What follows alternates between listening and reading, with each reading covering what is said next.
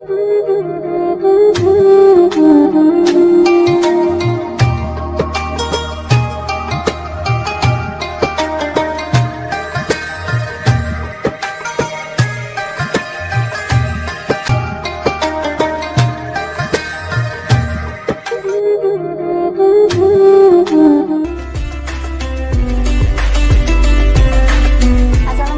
warahmatullahi wabarakatuh. Baik pemirsa, kita akan melanjutkan sesi kita yang pertama tadi, yaitu masih membahas tentang gadget, seberapa pentingnya gadget itu bahaya bagi anak-anak. Masih bersama dengan Ibu Lia. Baik Ibu Lia, melanjutkan obrolan kita yang sesi pertama tadi. Saya masih akan menanyakan beberapa pertanyaan ini Ibu. Bagaimana sih Ibu menyikapi anak-anak yang anak-anak itu kecanduan banget tentang gadget itu Ibu? Bagaimana Ibu kalau menurut? Ya, kalau selama ini beberapa trik sudah diberikan oleh para narasumber di mana-mana ya. Kalau di YouTube juga banyak sekali. Tapi kenyataan di lapangan ketika kami konselor untuk datang ke sekolah-sekolah atau beberapa kasus yang harus diselesaikan di home care, home visit dan sebagainya, kasus-kasus ini balik lagi ke pertama adalah kemampuan dari anak masing-masing atau kecenderungan mereka, kecerdasan yang mereka miliki, kita sebut dengan multiple intelligence. Untuk anak-anak jenis verbal linguistik, dia introvert, dia memang lebih senang sendirian dan pegang itu sendirian gitu. Dan susah banget untuk yuk bareng-bareng. Kalau bareng-bareng itu kan enak, kita juga bisa controlling dan itu macam-macam ya. Tapi kalau untuk anak-anak yang ekstrovert, mereka nonton bareng-bareng masih bisa. Tapi kalau yang sudah yang introvert gitu, mereka cenderung lebih senang sendiri dan tidak mau diganggu. Pun anak-anak ekstrovert ketika mereka sudah main Mobile Legends atau dengan sejenis-jenis itulah ya, mereka lebih asik sendiri gitu. Sekalipun Mobile Legends itu bisa koneksi dengan beberapa yang lain. Nah itu kemudian dengan tipe-tipe anak matematika, logiko matematika, dia juga anak punya kemampuan visual spasial, dia suka dengan blok-blok yang nyusun blok. Jadi bangunan apa gitu ya. Dan itu bagian dari kesenangan. Jadi orang tua bisa kerjasama dengan sekolah dan kebiasaan-kebiasaan anaknya atau monggo ke psikolog untuk ngetes anaknya itu, checking ya, anaknya ini ada di multiple di mana gitu. Atau dia dengan kecerdasan ini ada di mana posisinya. Dan saya sarankan kalau misalnya mau tes psikologi tidak satu jenis tes psikologi saja, tapi minimal 2 atau 3 sehingga orang tua punya data beberapa, bukan satu saja. Pun ketika nanti diinginkan tes kecerdasan misalnya, saya pengen tahu anak saya IQ-nya berapa, tidak kecerdasan saja, ada di minat bakat, ada kemudian kecenderungan apa, mungkin silakan. Sehingga kita punya data yang komplit, itu pun karena sekali lagi ini buatan manusia dan kemudian kemungkinan anak pada saat dites juga kondisinya belum tentu fit, maka kita juga punya beberapa pertimbangan begitu ya. Sehingga kalau menyikapi anak-anak dengan gadget yang semacam ini, satu itu kemudian pola asuh keluarga. Selain kecerdasan dan tipe anak-anaknya, kemudian kebiasaan-kebiasaan selama ini, pola asuh itu juga sangat ngaruh. Anak-anak yang terbiasa ketika mereka bertengkar, kemudian siapa yang nangis dibelain, maka pola asuh ini menjadi pola asuh yang hukum rimba di dalam rumah. Siapa yang teriak, siapa yang nangis, itu maka menang. Nah, semacam ini juga bagian dari siapa yang pegang HP, dan kamu kalau pegang HP nggak bisa berbagi, kamu bikin nangis adik, udah kamu nggak usah ini aja. Nah ini juga nanti bikin perpanjang ya efek dari dendam ke pola asuh yang seperti ini. Kebiasaan orang tua. Kalau memang di habis maghrib itu tidak dibiasakan pegang HP, maka biasakan orang tua tidak pegang HP. Tapi ketika si ayah atau ibu sedang pegang proyek begitu, maka sampaikan bahwa hari ini mohon maaf 2 hari ini ayah harus pegang HP, tapi letakkan aja di atas lemari.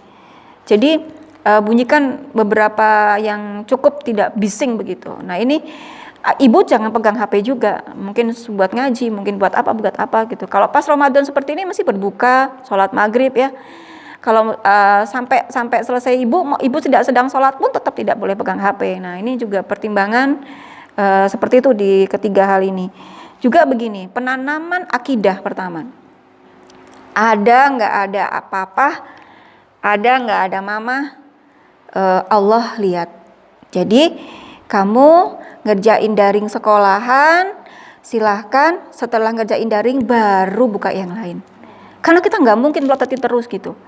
Apalagi yang sudah kelas 4, 5, 6 gitu ya. Itu sudah buka ini sih nanti geser tuh dia, buka lagi gitu.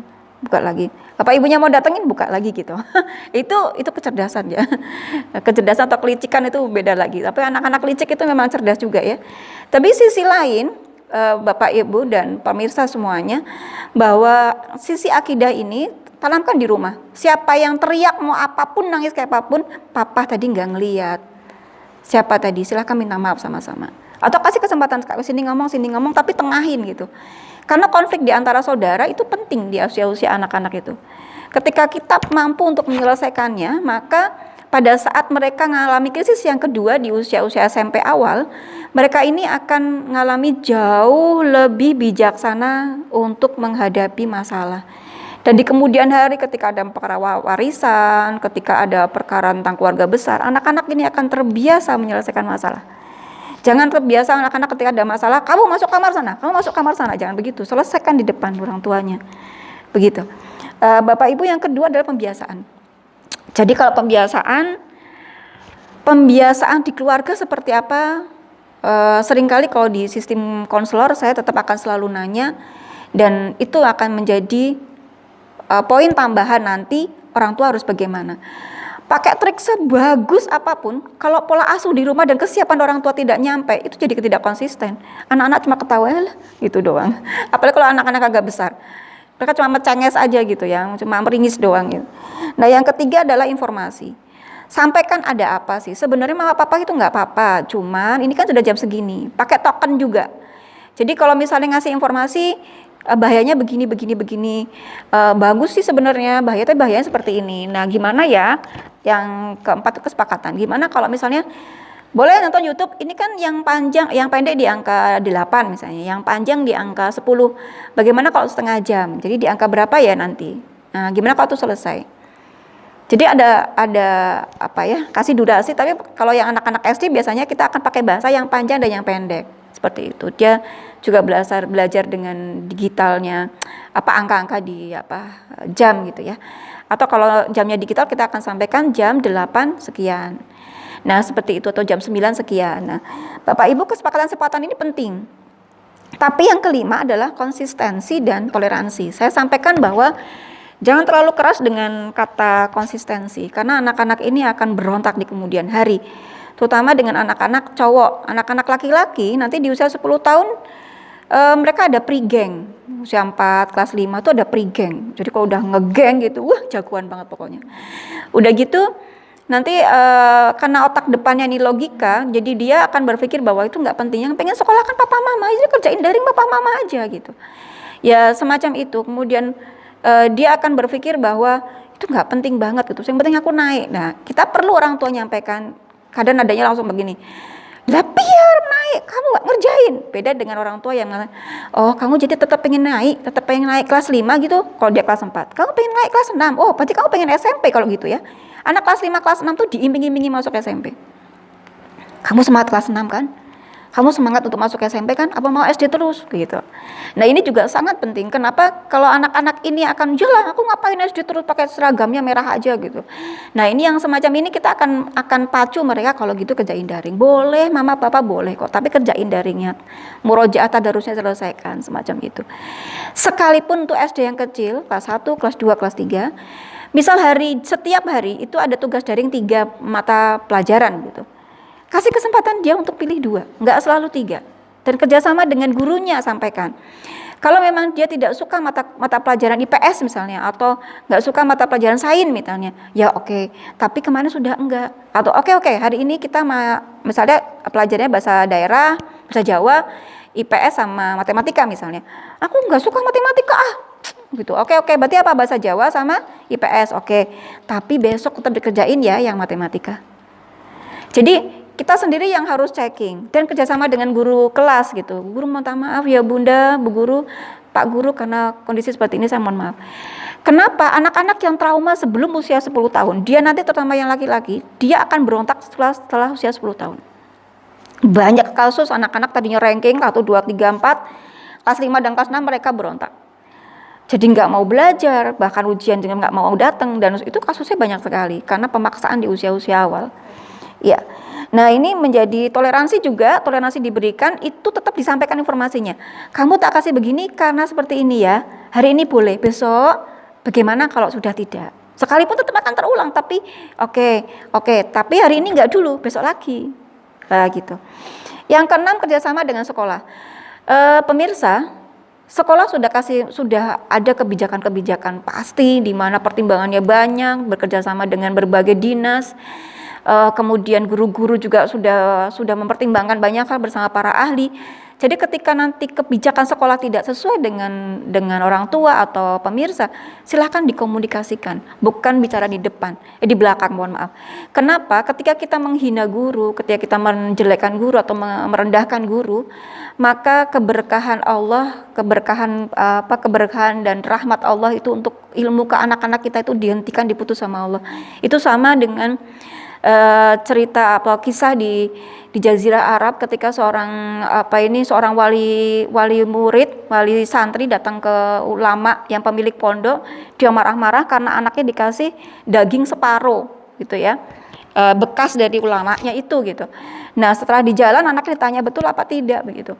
Ternyata anaknya jawab begini, kami setiap 7 hari sekali itu bergantian 7 orang untuk menemani kiai di depan gitu, di rumah depan, sehingga setiap makan siang tuh dapat daging memang anak-anak itu semuanya, dan setiap makan daging ulama itu hanya makan separuh dan diberikan kepada santri yang hari ini kepada dia sampai 7 hari itu, setiap hari itu berganti.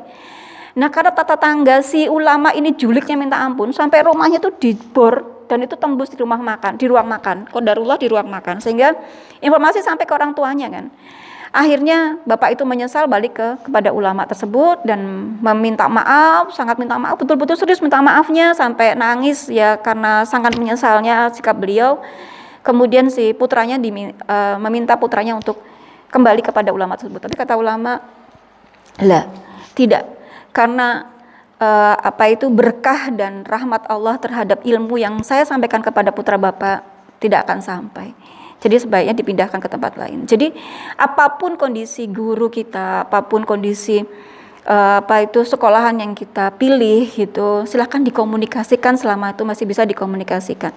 Jadi kalau memang ini menjadi keberkahan dan itu luar biasa, karena doa-doa guru ini juga menjadi pertimbangan dari Allah ya ketika buat putra-putri kita. Kecuali guru itu zalim sendiri dengan ucapan-ucapan beliau, yaitu urusan beliau sama Allah saja, nggak usah kita yang menghakimi seperti itu. Dan ketika nanti ini pertimbangan juga buat sekolah-sekolah di seluruh Indonesia, terutama Solo Raya, ketika nanti mulai masuk luring, maka ada jeda 3 minggu paling enggak ada beberapa yang mengatakan 1 bulan, ada yang mengatakan itu karena pertimbangan para peneliti sendiri. Silahkan untuk tidak langsung pelajaran. Jadi ada game tapi di kelas. Biasakan anak di kelas karena biasanya mereka main, nonton. Nah gitu, mungkin akan ada slide, mungkin ada film yang dibahas sama anak-anak, menurut kamu gimana? Tapi sebenarnya ini muatan bahwa mereka habis ini kamu harus belajar bareng-bareng. Gimana, setuju gitu? Jadi tidak bisa, mungkin di lapangan mereka akan lihat sama-sama atau di mana. Jadi ada hal-hal yang mereka terbiasa karena nonton, karena main game, itu akan digamekan. Tapi game yang mereka nggak bisa bergerak sama, kesel, ngapain, megah gitu. Karena biasanya gamenya itu karena game nonton, gitu ya, gamenya dipakai jarinya begitu. Nah, seperti itu para pemirsa yang bisa saya sampaikan untuk menyikapi anak-anak dan langkah-langkah yang harus dilakukan ya untuk entah itu dari sisi orang tua, dari sisi masyarakat dan lingkungan, juga sekolah sendiri. Karena bagaimanapun lingkungan itu orang tuanya sudah protek, sudah ada kesepakatan, sekolah sudah wanti-wanti, masih ada kerjasamanya ya. Ucapan-ucapan guru dengan berbagai hal itu, sedangkan lingkungan tidak protek dan sebagainya. Aduh, itu kasihan sekali. Begitu, ya. Baik Ibu, ini kayaknya pertanyaan terakhir dari saya. Ini ditunggu oleh semua pemirsa Pulau Ramadan dan semua orang tua dan kecil. Gimana Ibu tips atau langkah-langkah untuk menyikapi masalah seperti ini Bu? Oke. Bahaya bagi anak. Iya. Langkah-langkah tadi sudah saya sampaikan sedikit di awal ya, ada 6 yang harus dilakukan, akidahnya dikuatkan, kemudian pembiasaannya seperti apa setiap keluarga menjadi kebijakan yang harus diambil, kemudian ada informasi yang tetap disampaikan dengan nada yang biasa, dengan nada informasi yang bagus begitu. Karena apalagi di usia anak-anak usia 9 tahun itu semua orang tua, bapak, papa, sosok ayah itu harus menjelaskan bagaimana sih mimpi basah kepada anaknya laki-laki. Sedangkan ibu, mama ya itu menjelaskan bagaimana itu menstruasi. Di usia-usia 9 tahun itu sudah harus disampaikan, karena beberapa data itu ada anak yang 8 tahun sudah menstruasi ya. Jadi ini kasihan sekali. Dan seringkali karena anak-anak ini ada beberapa laporan itu informasi bahwa bunda, anak saya kelas 3 SD tapi dia sudah mimpi pacaran dan tidur sama-sama, apakah anak saya sudah balik gitu. Nah itu kemudian ada beberapa syarat apa kata balik yang disampaikan. Nah itu penting karena mereka terlihat gitu, lihat di gadgetnya seringkali seperti itu. Kadang itu daring dari sekolah YouTube-nya, tapi slide pertama yang muncul itu ada orang pelukan gitu ya, tapi sketsa. Saya juga nggak ngerti, itu sekolah juga nggak tahu kalau itu ada saya screenshot, saya sampaikan ke gurunya ini dari mana begitu. Kasihan sekali kan sekolah jadi sasaran, padahal sekolah tidak seperti itu sebenarnya begitu. Kemudian ada kesepakatan, ada konsistensi, tapi ada toleransi. Karena ini anak-anak SD, nggih. Anak-anak SD di usia 7 tahun yang kedua mereka pembiasaan di rumah. Sebenarnya bagus sih mereka jadi suka nyuci. Anak-anak kelas 4 SD harus nyuci dalamannya sendiri. Itu pertimbangannya banyak sekali ya. Kemudian toleransi yang diberikan orang tua itu untuk membuktikan kasih sayang bahwa sebenarnya tidak kaku di rumah tangga kita gitu. Ayo sama-sama gitu. Karena papa juga kadang-kadang tidak konsisten pegang HP juga. Mama juga konsisten kadang karena eyang itu telepon di jam itu kita harus angkat. Anak-anak nggak mau tahu itu eyang mau siapa aja, nggak mau tahu. Pokoknya mama pegang HP di jam yang dilarang begitu. Nah ini kadang nggak bisa dipahami oleh anak-anak. Nah semacam itu juga kesepakatan yang dibawa oleh anak-anak kita, disampaikan kita bersama dengan anak, silahkan diverbalkan dengan nada yang datar, yang hangat, dengan tatapan mata, dengan sikap bukan sikap yang menolak ya sikapnya, tetapi kehangatan, pembiasaan sikap yang sikap itu jauh lebih punya berbagai bahasa dan ribuan bahasa yang diterjemahkan oleh anak-anak dengan berbagai makna ditimbang bahasa yang disampaikan. Saya pikir seperti itu langkah-langkahnya, dan balik lagi kebijakan orang tua, bapak dan ibu, papa dan mama harus konsisten dan kerjasamanya itu satu bahasa ya. Jadi anak-anak tidak mumpung nggak ada papa deh mah, ya boleh nggak gitu. Mumpung nggak ada mama, papa mama tuh reseh amat, tahu nggak sih papa, pinjam sini. Itu banyak sekali terjadi, dan itu nanti yang disalahkan sekolahan. Sebelum di sekolah nggak seperti ini loh bu, gitu. Padahal sebenarnya bekal di rumah. Nah ini yang menjadi pertimbangan kita para pemirsa, dan saya wanti-wanti dari awal bahwa sekolah bukan bengkel. Sekolah juga bukan laundry. Kita menitipkan anak di pagi hari dan kita ambil di sore hari atau di siang hari itu sudah bersih, sudah beres, tinggal bayar. Nah ini yang menjadi pertimbangan tinggal bayarnya ini seringkali jadi agak menang-menangan ya. Jadi sekolah itu mitra, bukan bengkel, bukan laundry, sehingga bagaimanapun yang kebijakan sekolah itu kita bisa saling komunikasikan. Karena kadang-kadang kebijakan keluarga itu juga menjadi pertimbangan untuk komunikasi dengan sekolah. Begitu Bunda semua dan para pemirsa. Baik pemirsa Kilau Ramadan, banyak sekali pembahasan kita kali ini dan kayaknya tidak ada habisnya ya Ibu kalau sudah membahas tentang gadget ini. Bisa saya simpulkan dari sesi kedua dan sesi pertama dan sesi kedua dari tema penggunaan gadget yang sehat selama pembelajaran daring. Yang pertama yaitu penguatan akidah, dan yang kedua yaitu pembiasaan keluarga, dan yang ketiga yaitu informasi. Informasi ini meliputi dengan anak atau gadget, informasi tentang anak dan gadget.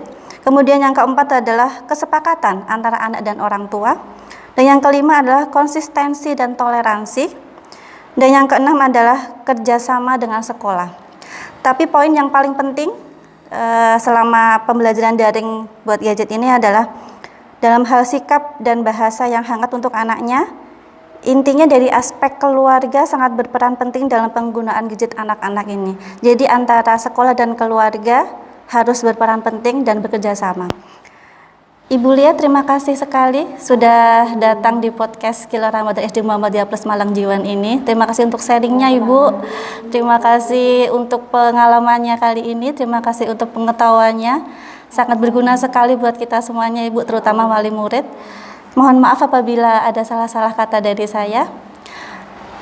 Baik Ibu Lia, ini ada sedikit kenang-kenangan paling asik dari kami. Ini adalah karya Ibu, karya dari anak-anak SD Muhammadiyah Plus Malang. Masya Allah, ya. Semoga bisa berkenan dan bermanfaat buat Insya Allah dengan senang hati, luar biasa, anak-anak ini akan mengenang sampai kapanpun karena bukunya dihargai betul karya-karyanya oleh sekolah, begitu ya. Terima kasih, dengan senang hati saya terima. Makasih ya Bu.